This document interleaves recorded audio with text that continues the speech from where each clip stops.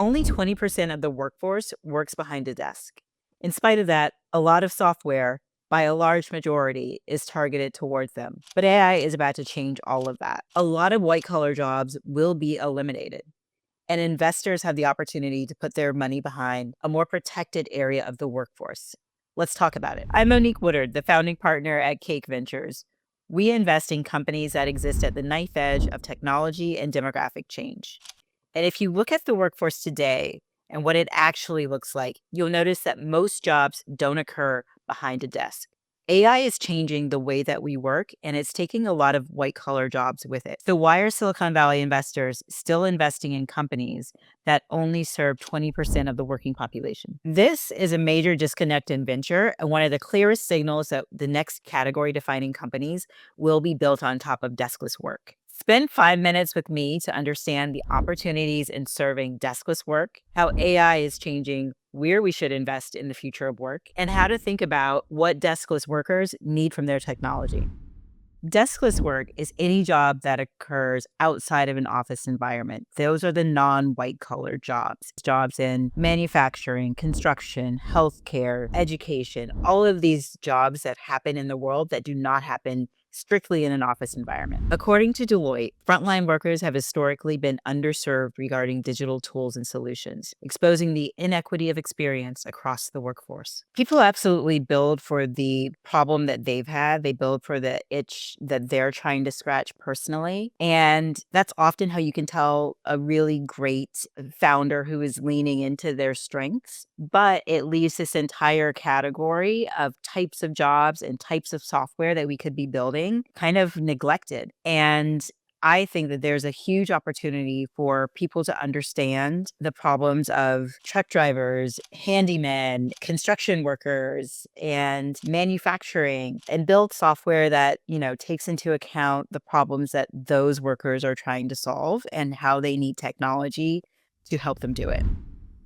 AI is changing work at every single touch point. It's changing white collar jobs. It is also changing deskless work jobs as well. You have the rise of AI scribes, which is changing the way that healthcare workers interact with patients and take notes and ingest those notes into EHR systems. But what we are seeing with AI is that a lot of white collar jobs are going to be at least changed and in a lot of cases eliminated. I also believe that AI is going to help accelerate and make deskless work jobs way more efficient than they are today. And so you have a category where AI is eliminating jobs, and you have another category where AI is accelerating and improving the work output of a different type of job. I think investors who have been investing in software for office jobs should be thinking really critically about the types of software that they're continuing to invest in and where the gaps are. Where are the gaps in software? Where are the gaps in knowledge? Where are the gaps in access? And really starting to put their money into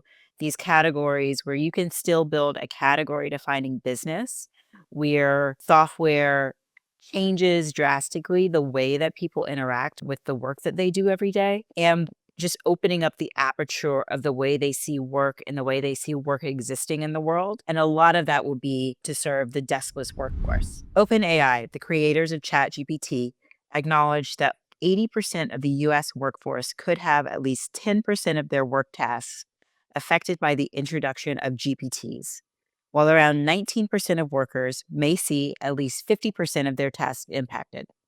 And specifically, this report highlights high-wage jobs as particularly impacted. Non-white collar jobs, like healthcare and other categories that require a physical presence, will be shielded, and AI will become an accelerant to training and eliminate tedious tasks and reporting requirements in these jobs. Historically, VCs have focused on startups that are building for tech workers and other desk-bound populations. But going from building software for desk workers to deskless workers can create some blind spots. Things like assuming a keyboard-first format, as opposed to thinking that someone might be using this from a mobile phone or building using voice. AI tools trained on desk-based assumptions, or a lack of mobile-first systems. Because the truth is, only 23% of deskless workers feel that they have access to the technology that they need to be truly productive. These data points prove that ignoring the deskless workforce is a bet against demographic reality. This is where it gets really interesting. Deskless work absolutely intersects with demographic change. The change here is already being felt. More and more software solutions are being built for the deskless workforce, and more startups are becoming breakout companies. You've got companies like Service Titan, which just had a successful IPO a few months ago. Companies like Procore, which is already a public company, companies like Honor, which has been around for a while and is now a very mature company, and then companies like AlayaCare, OnFleet, Beekeeper. The list goes on. Even in my own portfolio, companies like Coobs are changing categories like shoe manufacturing using AI automation and 3D printing. AI absolutely has a place in deskless work. Only 30% of deskless frontline workers have access to a predictive tool, and only 21% have access to a digital assistant. And that creates a massive opportunity for us to take advantage of and for us to deliver and build software that meets the needs of these frontline workers and deskless workers. Ultimately, AI is a large scale reorientation of the workforce as we know it, and the truth is in the data. 80% of jobs fall under deskless work, and with AI and automation making a lot of these jobs way more efficient, some of the most category defining companies are going to come out of the deskless workforce. For investors, the opportunities here are big, massive.